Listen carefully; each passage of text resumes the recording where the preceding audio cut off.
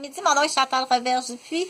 Je te reçois dans mon studio d'enregistrement qui est chez moi dans ma yourte, dans mon loft, mon appartement au Canada. Donc, mon nom c'est Chantal Roberge-Dupuis. Je suis une femme de 53 ans, je suis infirmière. Je pratique depuis l'âge de 20 ans. Donc, j'ai fait mon cours au Cégep Montmorency à Laval. Puis, je suis aussi éducatrice spécialisée en garderie. Je suis journaliste. Je suis présentement étudiante à l'Université Laval en droit. Puis, j'ai une formation spécialisée, surspécialisée qu'on appelle père aidant en santé mentale. Je suis travailleur autonome comme infirmière de rue, qu'on appelle, on est plus habitué à travailleur social de rue, infirmière de rue.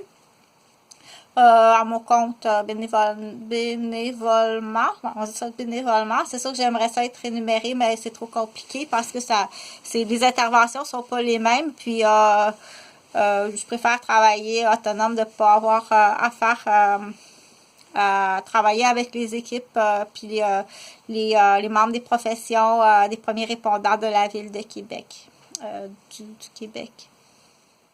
Pour des conflits d'intérêts. Moi, j'aime bien, de toute façon, je suis moi-même une personne handicapée, donc j'ai été victime d'un ACV suite au port du stérilet Mirena, un hémiplégie qui a attaqué, ou exactement, mais ça a été mal diagnostiqué.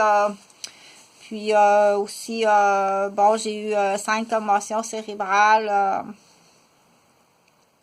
en plus plusieurs blessures aussi. Donc, je préfère travailler ici à mon compte, à mes heures, quand je suis capable de le faire, puis bénévolement. Donc, je fais de l'arthrite, puis de la fibromyalgie gravement. Oui, selon les études, la fibromyalgie est en lien avec des... qu'on appelle... qui fait de la fibromyalgie, oui, oui. Donc, j'étais rendue à faire... la lecture sur un site de Canada, les soins de la mère et nouveau-né. Donc, je suis une infirmière qui a principalement travaillé sur l'équipe volante, puis sur-spécialisée, ce qu'on appelle à l'urgence. Donc, oui, c'est mon département préféré, c'est urgentologue. Aussi pédiatrie, salle d'accouchement, postpartum aussi, c'est très intéressant. Mais c'est sûr qu'à un moment donné, c'est un peu redondant, là. Donc, l'urgence, l'équipe volante, c'est vraiment, c'est génial pour ça. Dire, c'est pas redondant, c'est pas tout le temps les mêmes soins ou les mêmes gestes qu'on pose. Donc, c'est très varié, c'est très enrichissant. Mais il faut aimer travailler sur l'équipe volante. Il faut s'apprendre ce qu'on appelle des aptitudes puis des qualités, puis vouloir aimer ça aussi, travailler sur l'équipe volante, c'est-à-dire que c'est de l'imprévu. Puis ça demande une capacité d'adaptation, puis une capacité aussi de travailler avec différentes équipes, s'adapter aux membres du personnel, s'adapter aux membres administratifs, s'adapter au personnel médical, infirmier, infirmière-chef, médecin, administrateur, et les patients et la famille des patients. Donc, puis les gardiens, j'allais dire les gardiens de prison, les gardiens des hôpitaux. Donc, je continue la lecture. J'étais rendue à les Statistiques Canada, puis des Royaumes-Unis. Non seulement un environnement où les taux d'intervention sont moindres, il est plus sûr pour les mères et les bébés, mais les taux de satisfaction maternelle à l'égard de leur expérience de la naissance sont plus élevés chez la mère canadienne lorsque moins d'interventions sont réalisées. Donc, c'est un texte que je trouve qui est comme un peu romancier, une structure de roman et non pas un texte d'apprentissage comme tel. Je t'en fais quand même la lecture, mais ma critique d'apprentissage, puis ça s'adresse pas à une mère qui veut lire ça là parce qu'elle veut être enceinte. C'est peut-être pas tout à fait le genre de texte que j'aimerais lire, quoi qu'il en vienne, qu'il arrive de Canada. Donc, il y a cependant un désaccord non seulement entre l'organisation professionnelle, mais également entre leurs membres au sujet de la définition naissance normale. Donc, par exemple, la Déclaration commune canadienne précise que ça peut être intéressant parce que pour faire ce qu'on appelle arriver à des...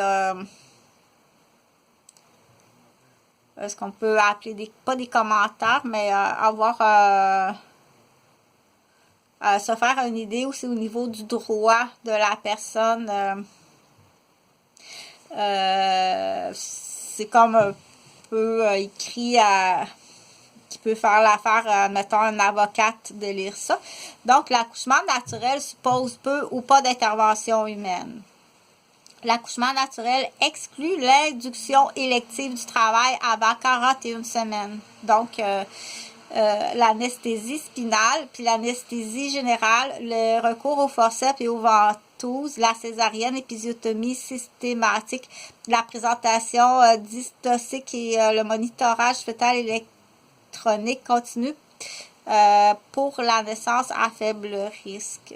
C'est sûr que la personne qui a réalisé ce texte-là ne connaît pas la santé, ou très peu. C'est du plagiat. En fait, il y a des références de livres. Là. Elle a lu un livre, puis elle a monté un texte. C'est pas quelqu'un qui connaît ça.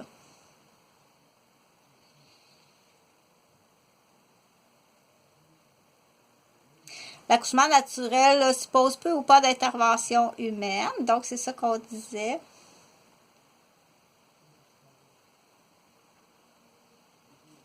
L'accouchement naturel exclut l'induction élective du travail avant 41 semaines. C'est ça qu'on disait. Ça veut dire que tant et aussi longtemps que la grossesse n'a pas de signes alarmants, qu'on dit au niveau signes et symptômes de détresse au niveau fœtal puis de détresse au niveau de la mère. Donc, on continue la grossesse jusqu'à 41 semaines quand il n'y a pas de détresse, de danger pour la vie du fœtus et de la mère. Après 41 semaines, là, le médecin va prendre des décisions. Le médecin gynécologue obstétricien va prendre des décisions. Donc, il énumère ici, c'est une série d'énumérations, mais qui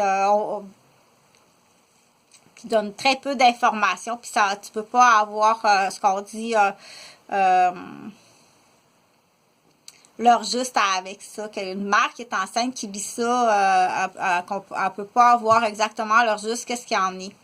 Donc, le travail normal est spontané au début de 37 à 42 semaines et aboutit à un accouchement normal qui peut comprendre le recours à l'analgésie, à l'utilisation systématique de médicaments ocytociques au cours de la troisième phase du travail. Ça, tu vois, s'il n'explique pas c'est quoi le médicament ocytocique.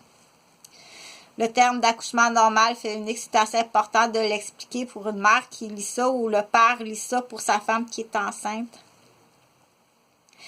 D'où le rôle de l'infirmière qui est au chevet de la femme qui accouche de bien expliquer toute intervention qu'elle fait pour assurer sa patiente, que ce soit en salle d'accouchement ou que ce soit ailleurs dans les centres hospitaliers, de tout le temps donner une description de ce qu'on fait. Pour pas que la personne se pose des questions, pourquoi tu montes la ridelle, pourquoi tu attaches la clochette, pourquoi tu changes la poche de soluté alors qu'elle n'est pas complètement vidée, pourquoi. Donc, tu dois tout le temps expliquer, tout le temps rassurer. Donc, l'infirmière parle beaucoup.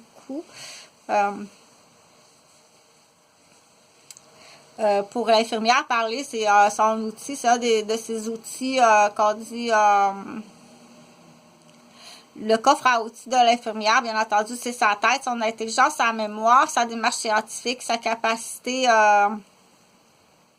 sa concentration, puis son attention, puis sa capacité de comprendre, d'analyser, de faire une démarche scientifique, puis après coup, soigner, enseigner, expliquer. Donc, c'est sûr que si tu prives une infirmière de ses capacités, c'est extrêmement grave. C'est comme enlever le coffre à outils d'un mécanicien. Ben, tu peux pas aller faire de la mécanique. Aujourd'hui, tu n'as pas ton coffre à outils, OK?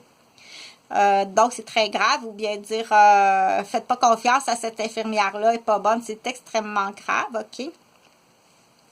C'est non pas seulement que des idiots et des innocents. Il faut que tu arrêtes de faire semblant d'être idiot ou idiote ou innocent ou innocente. Pour faire que tu fasses face à tes responsabilités, à tes manquements. Puis en arrière de ça, c'est quasiment toute la même affaire. C'est non. Je suis pas lesbienne, OK? Puis je couche pas avec un homme marié, puis je suis pas échangiste, puis prendre des enveloppes de poste ou prendre des enveloppes d'échange ou prendre des enveloppes de pourcentage, ça ne m'intéresse pas, c'est non, tu t'en vas en prison. OK? Puis, partage le plus possible. J'ai marqué les noms. Je vais continuer à être gentille et polie, mais c'est extrêmement grave. Les demandes sont claires. Donc, je t'avais dit, étant donné ta très grande intelligence, je me fie sur toi. Si tu veux calculer, si tu n'es pas capable de calculer, c'est très facile. Donc, c'est toutes les années de perte en salaire. C'est la valeur de l'immeuble. C'est les dommages à moi, les dommages à mes enfants, puis les dommages à la famille immédiate qui ont été endommagés. Ça monte à beaucoup, ça monte à beaucoup. Puis ça n'exclut pas que tu n'iras pas en prison. Tu veux, parce que là, ça n'exclut pas la prison. OK? Pour ce cas-ci, si tu savais comment est-ce que ça me dégoûte le poisson blanc, là. On ne veut pas manger du poisson blanc, non, pas... Là, si tu savais. Donc, l'anesthésie à l'accouchement, vis pas ça à jeun. Là. Si jamais ça arrive, vis jamais ça à jeun parce que c'est très dangereux. C'est très dangereux que tu tombes en scaphandrier, en bloc, en stress aigu. Donc, vis jamais ça à jeun. Merci beaucoup, Jean. On va voir sur l'autre vidéo. Des jeux.